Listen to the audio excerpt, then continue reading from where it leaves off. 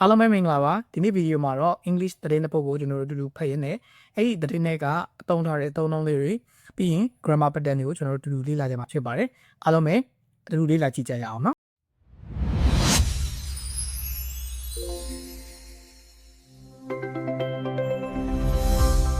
အဲ့တော့ဒီနေ့အတွက်ကျွန်တော်ဖတ်ဖို့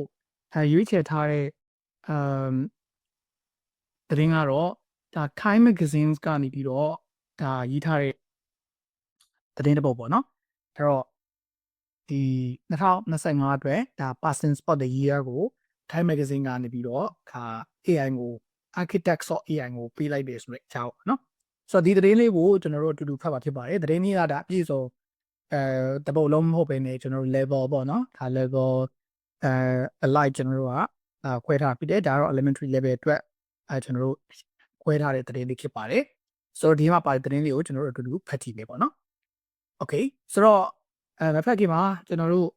ဒီသတင်းလေးကိုရင်နားထောင်ကြည့်ဖို့ကျွန်တော်တန်ဖိုင်လေးလုပ်ပေးထားတယ်ဖြစ်ပါတယ်တန်ဖိုင်လေးကိုရင်နားထောင်ကြည့်မယ်ပေါ့နော်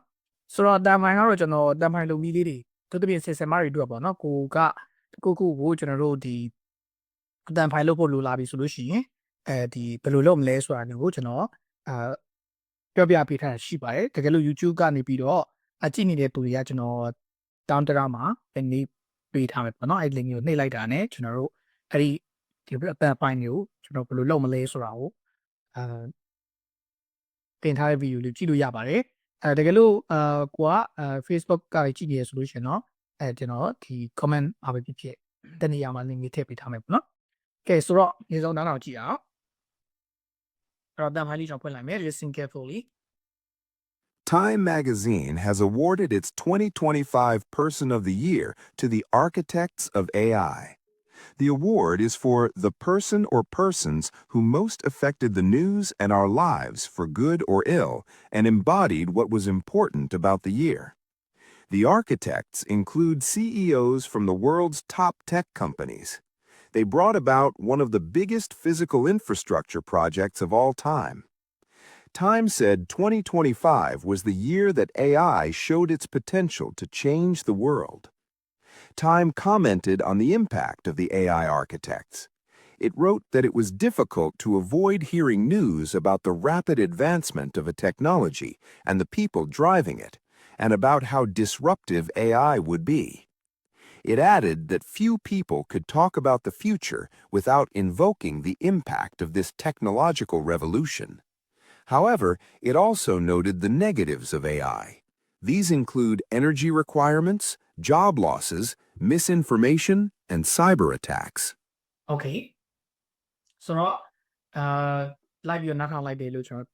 live ပြီးနားထောင်လိုက်တယ်ပေါ့နော်ဆိုတော့ဒီမှာဒီသတင်းလေးကိုကျွန်တော်တို့ခတ်မယ် Time Magazine ကနေပြီးတော့ has awarded its 2025 persons for the year 2025 persons for the year to the architects of AI အဲ့တော့ AI ရဲ့ကျွန်တော်တို့တကယ်ပြီးတုကာတွေပေါ့ဗျာတကယ်ဥဆောင်နေတဲ့သူတွေသူတို့ဟိုမှာ Elon Musk တို့ OpenAI တို့ပြီးဒီ Google တို့เนาะဒါသူတို့ကိုMark Zuckerberg တို့လည်းပါပါပေါ့နော်ဆိုတော့သူတို့ကိုကျွန်တော်တို့ person spot the year အဖြစ်နဲ့စုပေးလိုက်ပြီးတဲ့ဆိုတော့ has awarded လို့သုံးထားတယ်သူက present perfect ဖြစ်ပါတယ် HAB plus past participle ပေါ့နော်သူက present perfect သူကသတင်းနေရေးတဲ့အခါမှာကျွန်တော်တို့ဒီပထမဆုံးစရေးတဲ့စာကြောင်းမှာ present perfect ကိုကျွန်တော်တို့သုံးလို့ရှိရပြီးတော့အဲ့ဒီအကြောင်းကိုအသေးစိတ်ထည့်ပြောတဲ့အားကြရင်တော့ကျွန်တော်တို့ကဒါ past simple တွေနဲ့ပြောရပေါ့နော်အဲ့တော့သတင်းရေးတဲ့အခါမှာကျွန်တော်ပထမဆုံးစပြီးတော့ရေးတဲ့စာကြောင်းမှာကျွန်တော်တို့က present perfect ကိုသုံးလို့ရှိတယ်အဲ့တော့ Time Magazine က has awarded its 2025 Person Spot the Year to the architects of AI နော်ဒီမှာဆိုရင်ကျွန်တော် object နှစ်ခုရှိပါတယ်ဒီ award ဆိုတဲ့ buff ကဒါ object နှလုံး object နှစ်ခုနဲ့လိုက်လို့ရတဲ့ buff ဖြစ်ပါတယ်ပေါ့နော်အဲ့တော့ဒီမှာဆိုရင်ကျွန်တော်တို့ကit's 2025 persons of the year ဆိုတာ object တစ်ခုပြီးရင်နောက်က architects of AI ဆိုတာနောက်တဲ့ object တစ်ခုပေါ့နော်အဲ့တော့ object နှစ်ခုမှာကျွန်တော်ဒီရှေ့အကောင်က direct object ဖြစ်တယ်နောက်က indirect object ဖြစ်တယ်ဒါကြောင့်ကျွန်တော် indirect object ကို architects of AI ကိုနောက်မှာထားရတဲ့ဒီမှာ2နဲ့သုံးပြရတယ်တကယ်လို့ကျွန်တော်တို့ကဒီ architects of AI ကိုရှေ့မှာ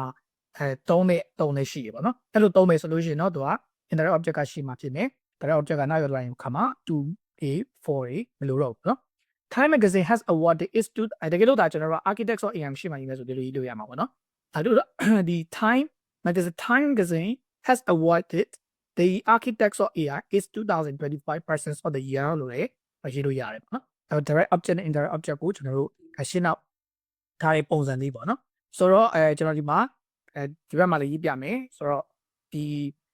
right ဒီညာဘက်ပေါ့နော်ညာဘက်ကဟာလေးကြည့်လိုက်အောင်အဲ့တော့ပုံစံတစ်မျိုးရှိပါတယ် subject ရယ် verb ရယ် object နှလုံးမှာကျွန်တော်တို့ direct object ကိုရှေ့မှာထားမယ်ဆိုလို့ရှိရင်indirect object ရရှိမှာအခုဆိုရင် architects of AI ပေါ့နော်သူ့ရဲ့ရှေ့မှာကျွန်တော်တို့2တော့မဟုတ်4နဲ့ရေးပေးရတယ်ဒီမှာတော့ award ဆိုတဲ့ buff က2နဲ့တွဲတာဖြစ်တယ်အဲကြောင့်ကျွန်တော်တို့2နဲ့သုံးပေးရတယ်ပေါ့နော် indirect object ကဒီ indirect object ကကျွန်တော်တို့ဒီမှာနောက်မှာလိုက်တယ်နောက်ထပ်သူ့ရဲ့ပုံစံတစ်မျိုးကတော့ subject ကို subject verb ပြီးရင်ကျွန်တော် indirect object ကိုရှေ့မှာထားတဲ့ပုံစံဖြစ်တယ်အဲ့လို indirect object ကိုကျွန်တော်တို့က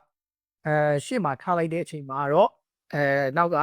direct object ကတိုက်ရိုက်လိုက်လို့ရတယ်ရှေ့မှာတူတွေပေါ်တယ်ကျွန်တော်တို့မလိုတော့ဘူးတိုက်ရိုက်ကျွန်တော်တို့သုံးလို့ရတယ်ပေါ့နော်ဆိုတော့ VJCT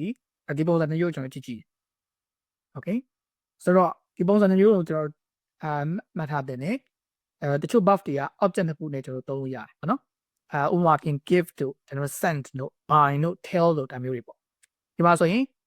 she gave me a book မှာ me က indirect object a book က direct object ဖြစ်တယ်ဒါကြောင့်ကျွန်တော်တို့က me က indirect object ဖြစ်တဲ့အတွက်ကြောင့်မလို့ရှေ့မှာသုံးတဲ့အခါမှာဘာမှမလိုဘူးပေါ့နော် a book က direct object သုံးထားတဲ့အတွက်ကြောင့် direct object ကနောက်မှာသုံးထားတဲ့အတွက်ကြောင့်ဒီပုံမှန်တိုင်းပဲ C ကိုပဲတကယ်လို့ကျွန်တော်တို့က a book ကိုရှေ့မှာပြင်ကျင်နေဆိုရင်တော့အဲ့ indirect object ရှေ့မှာ2တမဟုတ်4နဲ့သုံးပေးရတယ် she gave a book to me ပေါ့နော်အဲ့လိုပုံစံမျိုးဆိုတော့ဘယ်ချိန်မှာ2နဲ့သုံးမလဲ4နဲ့သုံးမလဲဆိုတာကျွန်တော်ကတစ်ခုခုကိုလှမ်းပေးလိုက်တယ်ဒီစီတစ်ခုကို transfer လုပ်ပေးလိုက်တယ် pass လုပ်ပေးလိုက်တယ်ဆိုတဲ့အဓိပ္ပာယ်နဲ့ဆိုရင်2ကိုသုံးနေပါနော်4နဲ့သုံးတဲ့ bug တွေလည်းရှိတယ်အဲ့တော့တရားကိုအကျိုးရှိစေတာမျိုး2အတွက်တစ်ခုခုကိုလုပ်ပေးလိုက်တဲ့ဟာမျိုးဆိုရင်တော့4နဲ့သုံးတယ်ပေါ့နော် code for လို့နော် code ဆိုရင်4နဲ့သုံးတယ် make လို့နော်ဒါမျိုးတွေပေါ့ဆိုတော့ subject verb IOD ကိုတကယ်လို့ကျွန်တော်တို့က DO ကို direct object ကိုရှေ့မှာရေးချင်2တမဟုတ်4နဲ့ရေးပေးပေါ့ they show the photos to us ဒီမှာ the photos က direct object ဖြစ်တဲ့အတွက် to us လို့သုံးတယ်နော် my grandmother make a sweater for me ဒါကြောင့် make ဖြစ်တဲ့အတွက်4နဲ့သုံးတယ်ဒီလောက်ဆိုရင်တော့ကျွန်တော်တို့ဒီ pattern လေးကိုပြီးသွားပြီလို့ထင်တယ်ပေါ့နော်ဒီ what is for အဲ့ဆိုတာဘာအတွက်လဲဆိုတော့ the person or persons who most affected the news and our lives for good or ill အဲ့တွဲလေးအဲ့စုံတွဲလေးကျွန်တော်တို့ internet good or ill ဆိုတာကောင်းတဲ့နည်းလမ်းနဲ့ဖြစ်ဖြစ်ဆိုးတဲ့နည်းလမ်းနဲ့ဖြစ်ဖြစ်နော် for good or ill သုံးထားဖြစ်ပါတယ်အဲ့တော့ဒီဘက်မှာကျွန်တော်အဓိပ္ပာယ်လေးပြထားပေးရမှာနော် for good or ill for good or ill ဆိုတာ whether the result is good or bad အဲ့တော့ရလက်ကကျွန်တော်တို့ကောင်းသည်ဖြစ်စေဆိုးသည်ဖြစ်စေ in both positive and negative ways regardless of the outcome ပေါ့နော်ရလက်ကိုထဲမတွေ့ပဲနဲ့ဆိုးတဲ့နည်းလမ်းပြောကောင်းတဲ့နည်းလမ်းရောကောင်းသည်ဖြစ်စေ result ကဆိုးသည်ဖြစ်စေကောင်းသည်ဖြစ်စေဆိုတဲ့အဓိပ္ပာယ်ပါဟုတ်ပြီနော်ဥပမာကျွန်တော်ဒီမှာဥပမာလေးကြည့် x has for good or ill than y အဲ့လိုမျိုးပေါ့နော်နောက်တစ်ခု I example ပဲပေးထားတယ် okay နောက်တစ်ခု you choose this bird and for good or ill you must live with it နော်ဒီမှာဆိုရင်ကောင်းဆိုးကိုရွေးချယ်လိုက်ပြီးတော့အဲ့တိုင်းပဲနေရမယ်ပေါ့နော် so for good or ill ဆိုတာ in good or bad ways ပြောတာပေါ့အဲ့တော့ကောင်းတဲ့နည်းလမ်းနဲ့ပဲဖြစ်ဆိုးတဲ့နည်းလမ်းနဲ့ပဲဖြစ်ကျွန်တော်ရဲ့ဒီဘဝတွေနဲ့သတင်းတွေကိုအသက်ရောက်ဆုံး most affected เนาะတယောက်ဆုံးဖြစ်စီခဲ့တဲ့လူတူတယောက်ချင်းဖြစ်စီ persons အဲ့လူတယောက်ချင်းစီဖြစ်စီပေါ့ the person or person အဲ့တော့ဒီနေရာမှာကျွန်တော် people မသုံးဘူးလားဆိုတော့ people ကတော့ဒါပုံမှန်ဆိုရင် people ကိုသုံးနေကြဒါပေမဲ့ formal writing formal သုံးနေမှာတော့ကျွန်တော်တို့က person ဆိုပြီး s နဲ့သုံးတာရှိတယ်သူကတော့ဒီလူအများကြီးအကြောင်းပြောပြီးတော့အဲ့တယောက်ချင်းစီเนาะတယောက်ချင်းစီ each person ဆိုတဲ့အဓိပ္ပာယ်ပေါ့နော်တော့ပုံမှန်လို့ဆိုရင်တော့ people ပဲသုံးတာပါသူ person ရဲ့လူရဲ့ form က people ပေါ့နော်ဒါပေမဲ့ person မှာ s တော့ s ထည့်ထားတာက formal သုံးဖြစ်တယ်ပေါ့နော်အဲ့တော့ဒီအစုကဘယ်သူတွေတွေ့လဲဆိုတော့လူတယောက်ချင်းချင်းစီဘယ်လိုကျွန်တော်ရဲ့ဒီသတင်းတွေနဲ့ဒီဘဝတွေကိုကောင်းတဲ့နည်းလမ်းနဲ့ဖြစ်ဆိုးတဲ့နည်းလမ်းနဲ့ဖြစ်တက်ရောက်စေခဲ့တဲ့အများကြီးတက်ရောက်မှုရှိခဲ့တဲ့လူတွေကိုကျွန်တော်တို့ပေးတာဖြစ်ပါတယ် and embody what was important about the year ဒါ what was important about the year ကကျွန်တော်တို့ object ဖြစ်တဲ့ဒီတစ်နှစ်လုံးမှာเนาะဒီတစ်နှစ်နဲ့ပတ်သက်ပြီးတော့အရေးကြီးခဲ့တဲ့အရေးပါခဲ့တဲ့အရာတွေကိုစားပြုတဲ့ embody နော် embody ဆိုတာကျွန်တော်တို့အာ that ဘာတူ EMBODY okay အဲ့တော့ embody ရဲ့ meaning လေးကိုကျွန်တော်ဒီမှာဘေးမှာပြပေးထားရအောင်နော် embody what was important about the year embody ဆိုတာ to be very clear example of a quality area အဲ့တော့တခုခုရဲ့ရေးပါတဲ့အစိပ်ပိုင်းတစ်ခုဖြစ်ခဲ့တဲ့ embody ပေါ့နော်နောက်တစ်ခုကတခုခုရဲ့နမူနာဖြစ်ခဲ့တဲ့အဲ့လိုပြောလို့ရတယ်ပေါ့နော်ဆိုတော့ဒီနေ့အတွက်ကျွန်တော်တို့ရေးပါတဲ့အရာတွေကိုပူဇော်ပြုခဲ့တဲ့အရေးပါတဲ့အရာတွေထဲမှာပါဝင်ခဲ့တဲ့ပြီးတော့ကျွန်တော်တို့ရဲ့ဘဝတွေနဲ့ဒီသတင်းတွေမှာတောင်းတဲ့နည်းနဲ့ပဲဒီဆိုတဲ့နည်းပဲဖြစ်အများကြီးတရားမှုရှိခဲ့တဲ့လူတွေကျွန်တော်လူတယောက်ချင်းစီကိုပေးတဲ့စုဖြစ်ပါတယ်ဒီတယောက်ချင်းစီအတွက်ပေးတဲ့စုဖြစ်ဒီ architects include အဲ့တော့ architects ဆို AI ပြောလိုက်တယ်ဆို architects တဲမှာဘာတူတွေပါလဲနော် ARCHETECT နော် ARCHI sorry GCT architect က countable now မှာ countable now architect okay ဆိုတော့အဲ့ architects တွေမှာကျွန်တော်တို့ဘယ်သူတွေပါလဲဆိုရင် the architects include CEOs of CEO မှာ STI CEOs from the world's top tech company တကယ် tech giant ကြီးပေါ့နော်တကယ် take 10 top tech နော် top tech လို့ခေါ်တဲ့တကယ် take 10 company ကြီးရဲ့ CEO တွေပါပါတယ်ဆိုတော့ take 10 company AI company ကြီးရဲ့ကျွန်တော်တို့ take 10 CEO တွေကဘယ်လိုဖြစ်မလဲ Mark Zuckerberg တို့နော်အခုနပြောတဲ့ Elon Musk တို့ဒါမျိုးတွေပေါ့ architect ဆိုတာအပါစာ who job is to design building ဒါတော့ပိတုကာဟောဗျာနော်နောက်မှသူကနောက်တဲ့ဒိတ်ပဲအနေနဲ့လေဒါဒီနေရာမှာတော့တခုကိုဖန်တီးခဲ့တဲ့သူပေါ့အပါစာ who plans or create important နော်ဟိုအစာဦးစောက်တာနဲ့တော့မဆိုင်တော့ဘူးပေါ့ဒီတခုခုကိုကျွန်တော် project တခု system တခုကိုဒီအရေးကြီးတဲ့အရေးပါတဲ့ project တခုတော့ဟုတ် system တခုကိုဒါစီစဉ်ခဲ့တဲ့ပြီးဖန်တီးခဲ့တဲ့သူကိုလေ architects လို့ခေါ်တယ်ဒါကြောင့်မလို့ကျွန်တော်တို့စောက်လို့ရှိပါတယ်ဟိုလေကျွန်တော်တို့သူ့နာမည်ကျွန်တော်မေ့တက္ကသိုလ်နေဝင်းရဲ့စောက်လို့ရှိတယ်လွတ်လပ်ပိတုကာဘောကြောင်ဆန်းဆိုတဲ့အဲ့မှာပိတုကာလို့တောင်းပါနော်တခုခုအရေးပါတဲ့အရာတခုကိုဒါ plans လုပ်ခဲ့တယ် create လုပ်ခဲ့တယ်ဆိုတော့သူပေါ့စောက်နာမည်ကအဲ့လိုမျိုးပေါ့နော်ပိတုကာဆိုပြီးတောင်းထားတယ်ဆိုတော့အဲ့မှာလေ architect ဆိုတာဒါ AI ရဲ့ပိတုကာတွေပေါ့ဗျာအဲ့တော့ AI ရဲ့ပိတုကာတွေထဲမှာဘယ်သူတွေပါလဲဆိုရင်တကယ် top tech companies တွေရဲ့ထိပ်သီး tech company တွေရဲ့တကယ် giant company တွေရဲ့ CEO တွေပါတယ်ပေါ့ they brought about နော် bring about ဆိုတာကျွန်တော်တို့ phrase above ပါဒီယူဆောင်လာတယ်ပေါ့နော်ဒါဒီကြောင့်ပုံဖော်ပေးခဲ့တယ် bring about ဆိုတာကျွန်တော် phrase above ပါအဲ့ဒီတခုခုယူလာတာကိုလည်း bring about လို့ပြောတယ်အဲ့တော့ဒီစီးဝေးကမ်းပါတယ်မှာတခုခုဆွေးနွေးဖို့အတွက်ယူလာမျိုးကြားရတခုယူလာမျိုးလေ bring about လို့ပြောတယ် bring about ကကျွန်တော်တို့ phrase above separate phrase above ဖြစ်ပါတယ်အဲ့တော့တခုခုဖြစ်စီတာလိုလဲရတယ်တခုခုဖြစ်ဖြစ်စီတာespecially a change or a result နော်တို့တစ်ဖြစ်ကျွန်တော်တို့ဒီပြောင်းလဲမှုတစ်ခုနေရာလက်တစ်ခုကိုဒါပြောင်းလဲဖြစ်စီခဲ့တဲ့ဟာမျိုးပြောင်းလဲဖြစ်စီခဲ့တာကိုလေ bring about လို့ပြောတယ်ဆိုတော့ they brought about တို့ကဘာလို့ဖြစ်လာစေခဲ့လဲဆိုရင် one of the biggest physical infrastructure projects of all time နော်တမိုင်းတခြားတကယ်ကိုအကြီးကျယ်ဆုံးဒီရုပ်ပိုင်းဆိုင်ရာဒီအခြေခံเนาะ project စီမံကိန်းတွေရုပ်ပိုင်းဆိုင်ရာအခြေခံလိုအပ်တဲ့ဒီ project စီမံကိန်းတွေတခုကိုသူတို့ကဖြစ်စေခဲ့တယ်ဒါ AI ကိုညွှန်တာဖြစ်ပါတယ်เนาะအဲ့တော့တမိုင်းတစ်လျှောက်မှာအရေးကြီးဆုံးသောကျွန်တော်ကြီးကျယ်ဆုံးသောအကြီးဆုံးသော critical infrastructure projects တွေနော်ဒီအဲ့ဒါကိုဖြစ်စေခဲ့တယ်အဲ့ဒါမလို့သူကဒီစုပေးတာဖြစ်တယ်ပေါ့နော်ဆိုတော့time ကဘယ်လိုပြောလဲဆိုတော့2025 was the year 2025ကနှစ်တစ်နှစ်ဖြစ်တယ်နော် the year that AI show its potential to change the world ကမ္ဘာကြီးကိုပြောင်းလဲဖို့အတွက် potential ဆိုတာဖြစ်နိုင်တယ်အလားလာပေါ့နော်သူရဲ့စွမ်းရည်ပေါ့ AI မှာအဲ့လိုစွမ်းရည်ရှိတယ်ကမ္ဘာကြီးကိုပြောင်းလဲစေနိုင်တော့တဲ့စွမ်းရည်တွေ AI မှာရှိရဲဆိုတော့ပြသခဲ့တဲ့နှစ်လေးဖြစ်ပါတယ်တဲ့ဆိုတော့ChatGPT ကို launch လုပ်တယ်ကျွန်တော်မြန်မာ2023ပြ2023နိုဝင်ဘာလောက်မှာထင်တယ်2022 sorry 2022နိုဝင်ဘာလောက်ပါနော်2022နိုဝင်ဘာလောက်မှာကျွန်တော် ChatGPT ကိုစပြီးတော့ launch လုပ်ကြတယ်အဲ့တော့လည်းအားလုံး jaw dropping ဖြစ်သွားကြတယ်ပေါ့အဲ့တော့အဲ့ကနေပြီးတိုးတက်လာလိုက်တာ2025ကျွန်တော်အမြင်ပြောရရင်2025ဒီအကျဉ်းဆုံးပဲလို့ထင်တာပဲT6 လို့ AI မျိုးတွေကပါယူအားတင်စေခဲ့ပြီးရင်ကျွန်တော်တို့နော် Gemini ရဲ့ Google View ကနေပြီး video တွေကနေကျွန်တော်တို့အားတင်စေခဲ့အခုဆိုရင်နေ့လေးကပဲလွန်ခဲ့တဲ့2ရက်လောက်3ရက်လောက်ကပဲ Google sorry ChatGPT ရဲ့Gemini model sorry ChatGPT ရဲ့ model ဖြစ်တဲ့ model 5.2 ထွက်ပြီးတော်တော်လေးကျွန်တော်တို့ ဒီ photo ပေါ့နော်ကျွန်တော်တို့ပြောရမယ်ဆိုကျွန်တော်ဒီပုံလေးက ChatGPT ရဲ့ 5.2 model နဲ့လောက်ထားဖြစ်ပါတယ်ဆိုတော့ကြည့်ပေးကြည့်လိုက်တော့ပေါ့နော်ဒီ ChatGPT ရဲ့ model 5.2 နဲ့ပတ်သက်လို့ကျွန်တော်တို့ဒီ video လေးကိုလည်းကျွန်တော်လုပ်ပြီးရှိပါတယ်အဲ့တော့ဒါတို့ကြည့်ချင်နေဆိုရင်တော့ staging ပေါ့ဗျာနော် ChatGPT 5.2 ဘလောက်ဝီလဲဆိုတော့ကျွန်တော်တို့တော့ပြဖို့ရှိပါတယ်ကဲဟုတ်ပါပြီဆိုတော့ AI ရဲ့ potential to change the world ကိုသူကပြောခဲ့ပါတယ်တဲ့2015ဟာတကယ် AI ဆိုတာကဘာကြီးကိုပြောင်းလဲဖို့စွမ်းရည်တွေအလားအလာရှိရဲလို့ရှိရနှစ်တစ်နှစ်ဆိုတော့ပြောခဲ့တယ်ဒီမှာသုံးထားတဲ့ clause က define validated clause ပေါ့နော်ဒါကိုကျွန်တော်က define validated clause လို့ခေါ်တယ် THD တက်နဲ့ဆက်ထားတယ်ဒီနေရာမှာ wish ကိုသုံးချင်လည်းရတယ်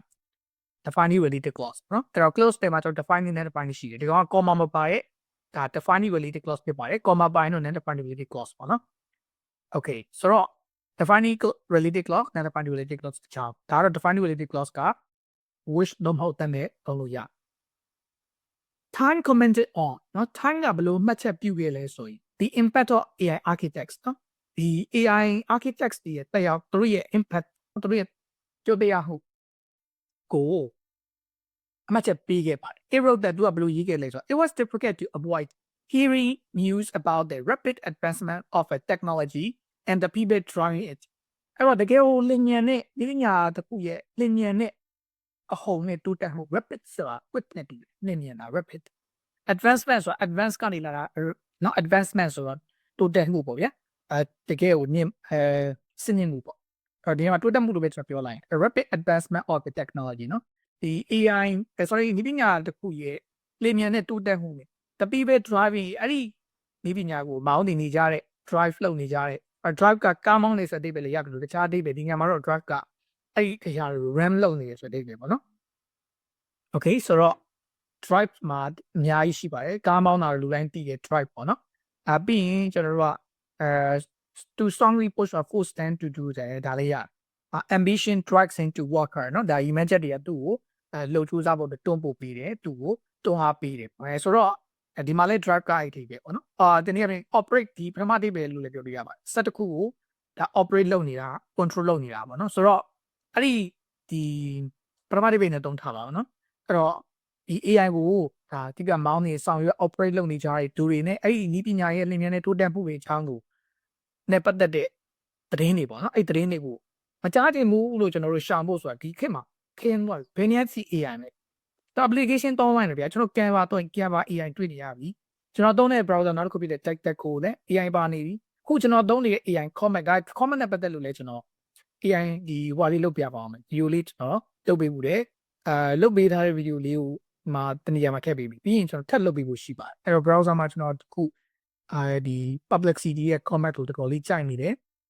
အဲ့တော့ခုနဒီလိုမျိုးပေါ့နော် AI ဘေးမှာ system ခေါ်ပြီးတော့ကျွန်တော်စာဖတ်တဲ့အခါမှာတုံးချရအမျိုးကြီးပြီးတော့ကြော်ညာကို block လုပ်နိုင်အများကြီးပေါ့ကောင်းကျိုးတွေအများကြီးပါဆိုတော့ထားပါတော့အဲ့တော့ AI နဲ့ပတ်သက်လို့ကျွန်တော်နေရာတကာမှာကြားနေရတယ်ဆိုတော့အကြားချင်မှာအဆုံးဖြစ်တယ်အဲ့ဒါမျိုးမကြားချင်ဘူးရှောင်သွင်းနေဖို့ဆိုတာတော်တော်လေးခဲပြီကဲမှာပေါ့နော် about how disruptive AI ကိုပြီးတော့ AI ကဘယ်လောက်ဒီ disruptive ဆိုတာကျွန်တော်တို့ negative sense ပါနော် negative meaning ဖြစ်ပါတယ်အဲ့တော့သူ့ရဲ့အဓိပ္ပာယ်ကတော့ဒါမကောင်းတာပေါ့ဗျ disruptive ကနော်အဲ့တော့ AI ကဘယ်လောက်ထိမကောင်းတယ်လဲဆိုတာနဲ့ပတ်သက်ပြီးတော့လည်းခုခေတ်မှာမကြားချင်မှအဆုံးပဲကောင်းတာလည်းရှိတယ်လို့မကောင်းတာလည်းရှိတယ်နော် disruptive က adjective ပါပြဿနာကြီးဖြစ်စီတာနော် something cannot continue in the normal ordinary way အဲ့တော့ AI ကဘယ်လောက်ဒီပြဿနာကြီးဖြစ်စီလဲဆိုတာပတ်သက်ပြီးတော့လည်းသတင်းတွေကကျွန်တော်တို့မကြားချင်မှအဆုံးပဲတဲ့ကြားချင်လို့မရတာပေါ့နော် AI would be okay ဒီမှာ how ပြီးတော့ how subject as how it is subject verb to be ပုံစံလေးနဲ့ရေးထားပါနော်မ how beautiful she is to how interesting this book is to เนาะစသဖြင့်အဲ့လိုမျိုးသုံးပြ it added that သူကဘာကိုထပ်လောင်းပြောလဲဆိုတော့ဒီ Time Magazine က few people အfew မဟုတ်နော် few people ဆိုတာ negative လို့ပဲ few people could talk about the future without invoking the impact of this technological revolution ဒီနိပညာဆိုင်ရာပြောင်းလဲမှုเนาะနေလည်ပြောင်းလဲမှုရဲ့တက်ရောက်မှုတွေအကြောင်းကိုမညှိုးဆိုပဲ invoke မလုပ်ပဲမညှိုးပဲနဲ့ without ing ပုံစံမှာ invoke ဆိုတာတခုကိုညှိုးဆိုတာเนาะအဲ့ဒီပဲ reference လုပ်တာပေါ့ဗျာအဲ့တော့ဒီ technological age တွေပေါ့နော် revolution ကတော့ဒါ noun ဖြစ်တယ်အဲ့တော့ technological revolution လို့ခေါ်တယ်ဒီနိပညာဆိုင်ရာတကယ်ဒီလောကတိုးတက်သွားမှုပေါ့ဗျာ revolution ဖြစ်သွားမှုလောကတိုးတက်သွားမှုက ဒီတက်ရမှုဒီ AI နေပေါ်လာတော့သူကညွှန်းချင်တာပေါ့အဲ့ဒါမညွှန်းဆိုပဲနဲ့အနာဂတ်အကြောင်းကိုကျွန်တော်တို့เนาะပြောဖို့ဆိုတာလူတော်များများအတွက်ဖြစ်နိုင်တော့ဘူးလူတော်များကလူတွေ few people could talk မပြောကြတော့လူတွေအဲ့တော့ဆိုလိုချင်တာကတော့ကျွန်တော်တို့အနာဂတ်အကြောင်းပြောတိုင်း AI ကြောင်းပါလာတယ်လို့ပြောချင်တာပေါ့နော် however ဒါပေမဲ့ it is also noted that ဘာလို့လဲကျွန်တော်တို့သိထားရမလဲဆို the negatives of AI ရဲ့အမှောင်ပဲချင်း dark sides တွေ negative တွေလည်းကျွန်တော်တို့သိထားဖို့လိုပါတယ် these includes တော့ဒါတွေမှာဘာတွေပါလဲဆို energy requirements လို့ခေါ်တဲ့နောက်စွမ်းအင်လိုအပ်မှုတွေ job losses လို့ခေါ်တဲ့အလုပ်ကိုင်ဆုံးရှုံးမှုတွေနဲ့ misinformation เนาะဒါကျွန်တော်တို့သတင်းအမှားတွေပြီးတော့ cyber attack ခံမှုတွေဒီလိုဟာမျိုးကျွန်တော်တို့ဒါတွေကတော့နောင်နေကြည့်ပြီเนาะ these include နောက်ကဟာတွေနောင်နေ compound နောင်နေ energy requirements job losses misinformation and cyber attack အဲ့မှာ requirements တို့ loss တို့ပြီးရင် cyber attack တို့ကတော့ကျွန်တော်တို့ accountable ဖြစ်တဲ့ as နဲ့တုံးနေ information ကတော့ကျွန်တော်တို့ accountable ဖြစ်တဲ့ as မထည့်ထားဘူးเนาะအပြီးရင်misinformation ဆိုတာရှေ့က mislead ထည့်ထားတယ်prefix တွေနေပေါ့နော်တခုခုလွဲမှားပြီးတော့တည်ထားတဲ့တည်ကျွန်တော် misinformation ကိုခေါ်တယ်အဲ့တော့ miss ဆိုတာ wrongly ဆိုတဲ့ prefix ရှေ့ကနေကလိုက်တယ်မှာပြီး misunderstand mishear စသဖြင့်တော့ပေါ့နော်ဆိုတော့ထားပါတော့ cyber attack တွေကျွန်တော် misinformation တွေ job loss တွေ energy requirement တွေလိုမျိုးဒီလိုအရာတွေကိုပါဝင်နေပေါ့နော်အဲ့ AI ရဲ့ tech sites တွေမှာဒီလိုအရာတွေပါဝင်ပါတယ်ဆိုတော့ကောင်းကောင်းလေးရှိသေးကျွန်တော်တို့စိုးရတဲ့ရှိတယ်အဲ့တော့ကျွန်တော်တို့ CSM တွေအတွက်လည်းဒါကလေးတွေရဲ့ interview မှုကကျွန်တော်တို့ထိန်းချုပ်ပြီးတော့ထိန်းချုပ်တယ်ပြောလို့မရဘူးသူတို့အသုံးပြုစေရမယ်ဒါပေမဲ့ကျွန်တော်တို့ကသူ့ကိုကျွန်တော်တို့ကလုပ်ပေးရမယ်ဆို monitor လုပ်ပေးရမယ်ဒီပါတယ်နေနေတယ်ပေါ့နော်ကျွန်တော်တို့ကိုယ်တိုင်လည်း AI ကိုတုံးချပြီးတော့လုပ်လို့ရတယ်အရာတွေအများကြီးရှိတယ် AI ကြောင့်လည်းကျွန်တော်တို့သင်ကြားရေးရပို့ပြီး effective ဖြစ်နိုင်ဆိုတော့AI နဲ့ပတ်သက်လို့ကျွန်တော်သိသမျှကိုsharing လုပ်ပေးမယ်တင်တယ်လေးတစ်ခုလည်းကျွန်တော်ဖွင့်ဖို့ရှိရယ်ဒီ Safadan လေးနဲ့တွဲဖွင့်မယ်လို့ယူရထားတယ်เนาะဆိုတော့ Safadan အပေါင်းဒီ AI နဲ့ပတ်သက်လို့ကျွန်တော်မျှဝေတဲ့အရာတွေပေါ့ဒါလေးလို့ကျွန်တော်ဒီ recording class တွေဖွင့်ထားဖို့ရှိတယ်အကယ်၍ဒီဗီဒီယိုကိုကြည့်ပြီးတော့အဲ့တင်တယ်လေးမှာစိတ်ဝင်စားတဲ့တူလေးတွေကကျွန်တော်ကြိုတင်ပြီးတော့ဆင်းပေးထားလို့ရမှာ RVPass တွေရပါเนาะအဲ့ပြီးရင်ကျွန်တော်တက်နေဒါတင်ပေးဖို့ရှိပါတယ်ဆိုတော့ဒီသတင်းလေးကိုကျွန်တော်တို့အတူတူပြန်နှားထောင်ကြည့်နော်ဒါဆိုတော့ဒီသတင်းလေးကိုနားလည်ပြီးလို့ထင်တယ်ဆိုတော့အတူတူပြန်နှားထောင်ကြည့်အောင် Time magazine has awarded its 2025 Person of the Year to the architects of AI. The award is for the person or persons who most affected the news and our lives for good or ill and embodied what was important about the year. The architects include CEOs from the world's top tech companies. They brought about one of the biggest physical infrastructure projects of all time. Time said 2025 was the year that AI showed its potential to change the world. Time commented on the impact of the AI architects. It wrote that it was difficult to avoid hearing news about the rapid advancement of a technology and the people driving it, and about how disruptive AI would be.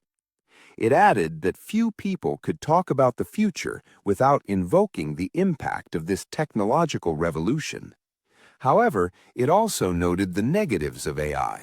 These include energy requirements, job losses, misinformation, and cyber attacks. Okay. Okay. ဒါဆိုရင်တော့ကျွန်တော်တို့ဒီသတင်းလေးကိုနားလည်သွားပြီလို့ထင်ပါတယ်။အဲ့တော့အိမ်မှာ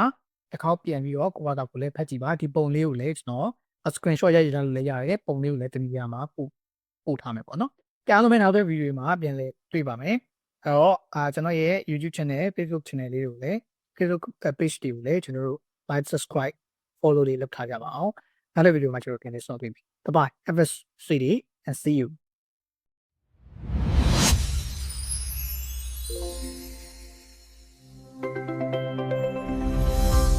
အားလုံးပဲမင်္ဂလာပါဒီနေ့ဗီဒီယိုမှာတော့ English သတင်းတစ်ပုဒ်ကိုကျွန်တော်တို့အတူတူဖတ်ရင်းနဲ့အဲ့ဒီသတင်းတွေကအသုံးထားတဲ့အသုံးအနှုန်းလေးတွေပြီးရင် grammar pattern တွေကိုကျွန်တော်တို့အတူတူလေ့လာကြမှာဖြစ်ပါတယ်အားလုံးပဲ